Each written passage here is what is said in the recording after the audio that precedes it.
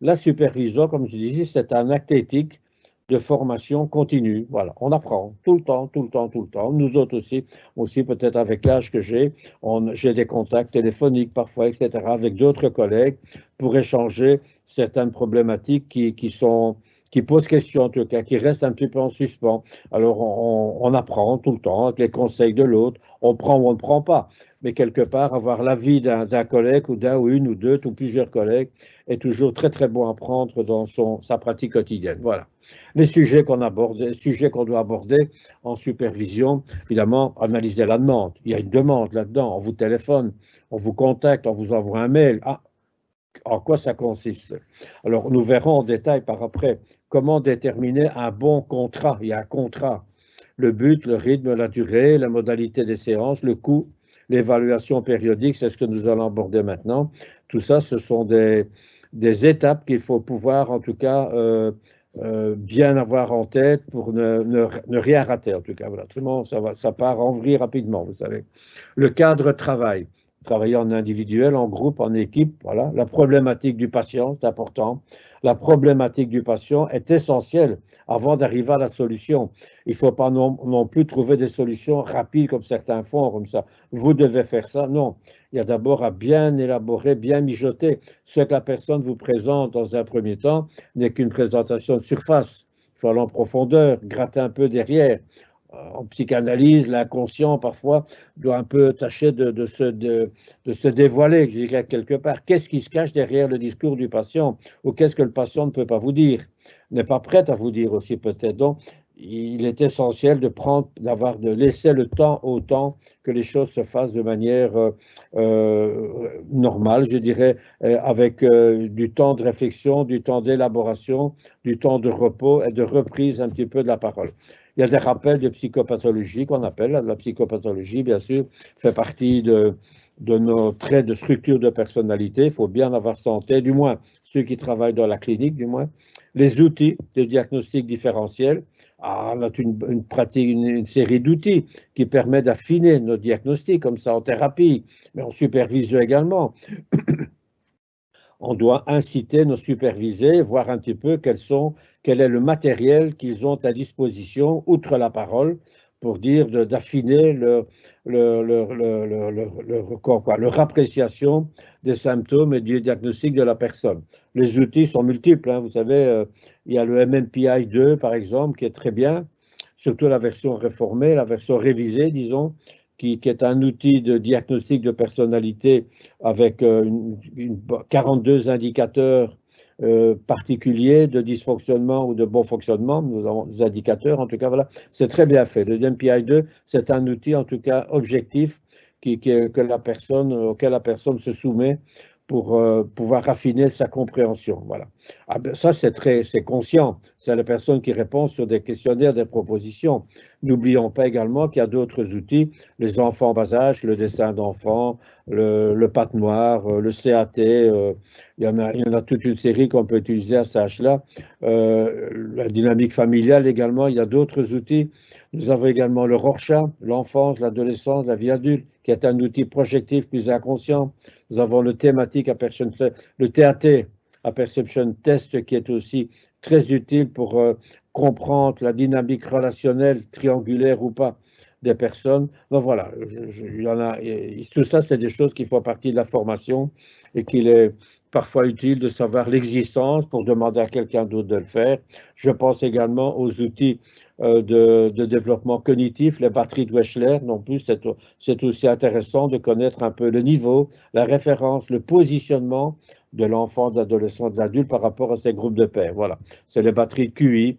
Ce n'est pas souvent suffisant, mais c'est une indication qui est aussi pertinente pour ça, pour aiguiller en tout cas, pour orienter le travail que l'on va pouvoir faire avec les personnes. La relation soignant-soigné, relation superviseur-supervisé, tout ça, on va en parler maintenant. L'éthique, la déontologie, la confidentialité, transfert contre transfert, la gestion des émotions du soignant, bien sûr. On a tous des limites, on a tous des réactions, on a tous des sentiments particuliers, du ressenti qu'il faut gérer adéquatement. Donc finalement, c'est un travail de réflexion, de conscientisation, de prise de conscience, de clarification et de maturation qui se fait tout au long de ce parcours de la supervision. Les sujets abordés, voilà. Est-ce que le superviseur est un psychothérapeute? Grande question. Je l'ai dit tantôt, moi je ne crois pas. Un psychothérapeute, pour s'en superviser, je dis bien, hein, il faut attention de ne pas transformer la séance qui vous a été demandée par un thérapeute ou un professionnel, ne pas transmettre ça en séance de thérapie. Hein. Parfois, il y a certains superviseurs qui le font un petit peu par goût personnel. Oh, moi, j'aime bien de m'occuper, je veux réparer les autres, je veux tâcher de toi. Et la séance se termine quelque part par une séance de thérapie. Mais on n'est pas là pour ça. Hein, on n'est pas là pour ça. Il faut revoir la demande, il faut rappeler les origines de la demande. C'est un autre travail. Il faut parfois déléguer ça à quelqu'un d'autre. Non, non, écoutez, il y a un groupe, il y a un travail personnel qui n'a pas été fait.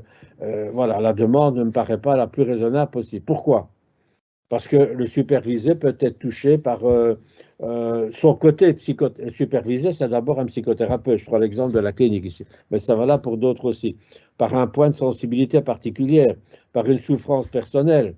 Bah, je vous ai dit tantôt que j'avais un collègue qui, lui, était tout à fait incapable, il a réfléchi ça, de travailler les abus sexuels d'enfants. Bah, il le sait. Quand il va en supervision, bah, il apporte ces choses-là. Il n'est pas là pour faire une psychothérapie sur les abus sexuels. Il est là simplement pour tâcher de prendre un peu d'apaisement avec ça. Mais ce qu'il présente, c'est pas ça parce qu'il n'en a pas l'expérience utile, il présente autre chose.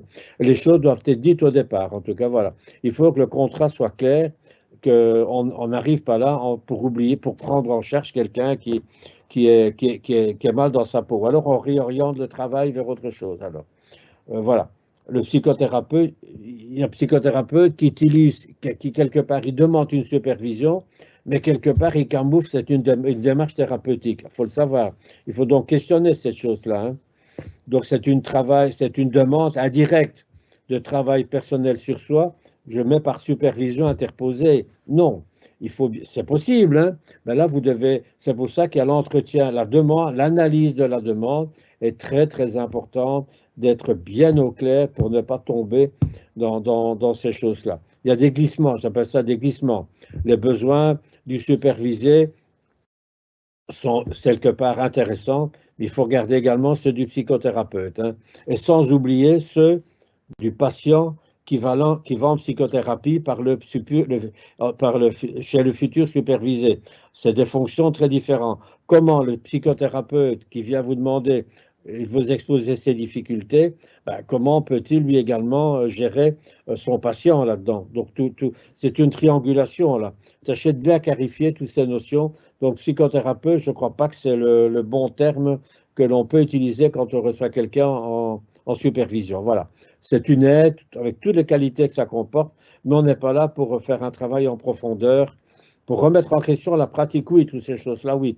Mais sur le point de sensibilité, le point de souffrance est beaucoup trop important, là, il faut le savoir et ce n'est pas le même travail, en tout cas. C'est aussi, quelque part, la supervision, une rencontre privilégiée, je dirais, entre des psychothérapeutes, entre professionnels, une rencontre privilégiée entre infirmières, entre assistants sociaux, entre enseignants, entre professionnels de tel et tel domaine, voilà.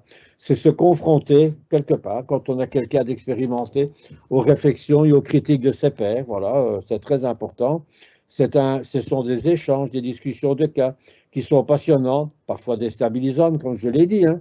Donc c'est un grand enrichissement théorique et clinique exceptionnel. On complète ce qu'on a appris sur les bancs de tel et tel établissement en formation. On multiplie, donc on se nourrit de l'expérience des autres. Pourquoi? Bah, finalement, quoi? C'est renforcer un petit peu le goût, renforcer la motivation pour son métier de soignant, en tout cas de soignant, d'intéressé par la santé, qu'elle soit mentale ou physique. Le goût, la passion de l'être humain, c'est d'entretenir, de renforcer, de retrouver parfois pour certains un peu dans l'enthousiasme dans son métier. Voilà.